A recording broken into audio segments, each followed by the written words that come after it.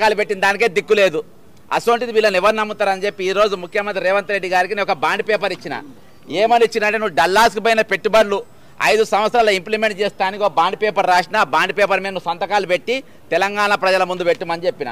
ఏమని రాసిన bond paper అంటే, the Congress government and the Telangana rising delegation promises the people of Telangana is in implementing of the MOUs and agreements entered with investors of World Economic Forum Davos in January 2024 లో కూడా జరిగింది దుకాణం 2024 and January 2025 in full and keep citizens apprised of developments month by month on progress. దీనిపైన ఒక report శ్వేతపత్రం విడుదల చేయాలని.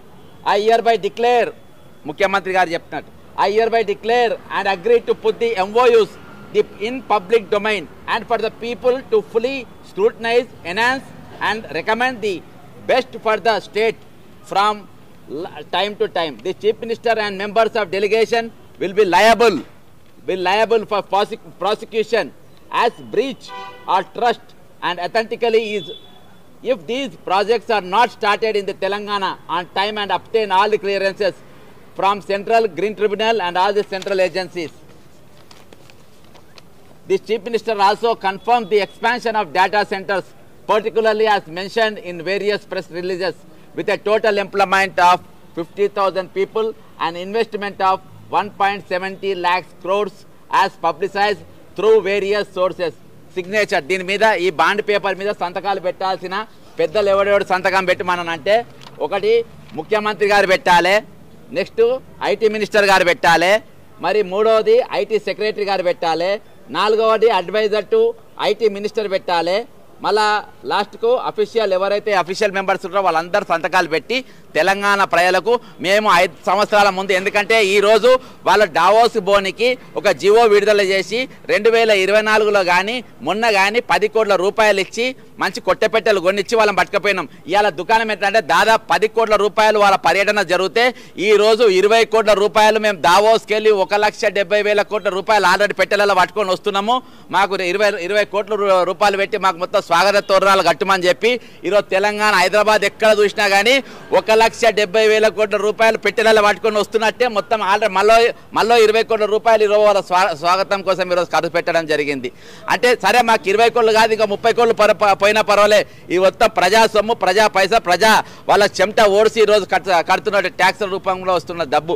దానిపైన ఈరోజు ప్రభుత్వం నిజంగా మీకు చిత్తశుద్ధి ఉంటే ఈ 1,70,000 రూపాయలు 5 సంవత్సరాలు మేము కడతామని నేను ఇచ్చిన ఈ బాండ్ పేపర్ మీద సంతకం చేసి ఆల్రెడీ ముఖ్యమంత్రి కార్యాలయంలో నేను ఇచ్చినటువంటి బాండ్ పేపర్ మీద మీరు వెంటనే సంతకం పెట్టి దీన్ని తెలంగాణ ప్రజల ముందు ఉంచాలి. మేము 5 సంవత్సరాల లోపు, అంటే ఇంకా 4 సంవత్సరాల లోపు మేము చెప్పినటువంటి పోయినసారి 14 కంపెనీలు, మరి ఇప్పుడు 50 కంపెనీలు, మొత్తం 64 కంపెనీలు 5 సంవత్సరాలు పెట్టకుంటే మమ్మల్ని జైలుకు పంపుండ్రి, మా మీద ప్రాసిక్యూషన్ చేయండి, మా మీద యాక్షన్ తీసుకోండి అని బాండ్ పేపర్ మీద రేవంత్ రెడ్డి గారు సంతకం పెట్టాలి.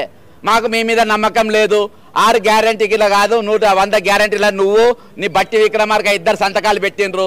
అలా పీకింది లేదు, పొడిచింది లేదు. ఇవాళ దాకా పుక్కట్ల బస్సులు అని చెప్పిండ్రు, కొత్త బస్సులు ఏమి వేయలే, పాత డ్రైవర్లు పాత బస్సులు అలా ఇరికిరికి పోతుండ్రు.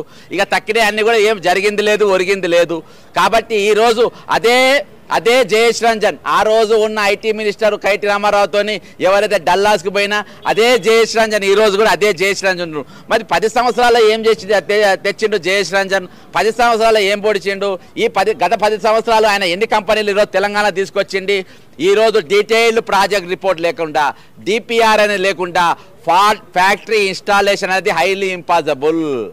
ఈరోజు నీకు దాదాపు 50 కంపెనీలు ఇచ్చినని చెప్పినావు. 50 కంపెనీల డిపిఆర్లు ఇచ్చినా, నీకు డీటెయిల్ ప్రాజెక్ట్ రిపోర్ట్లు ఇచ్చిండ్రా? ఏ కంపెనీలు ఇచ్చినాయి? దాని మీద 50,000 మంది నౌకర్లు ఆల్రెడీ చెవుల పువ్వు తప్ప ఎవరు లేరు. ఆల్రెడీ 10 ఏళ్ళకి వెళ్ళి ఆల్రెడీ కాలీఫ్లవర్లు పెట్టుకొని ఒక్కొక్క చెవులు ఇంత అయినాయి. ఇక కాలీఫ్లవర్లు పెట్టుకునే పరిస్థితి తెలంగాణ ప్రజలు లేరు. ఇప్పుడు మీకు పెట్టే పరిస్థితి వచ్చింది. కాబట్టి మీరు హైదరాబాద్లో కాలు పెట్టిండ్రు, చక్కగా సెక్రటరీకి రావాలి, నేను ఇచ్చిన బాండ్ పేపర్ మీద సంతకం పెట్టాలి.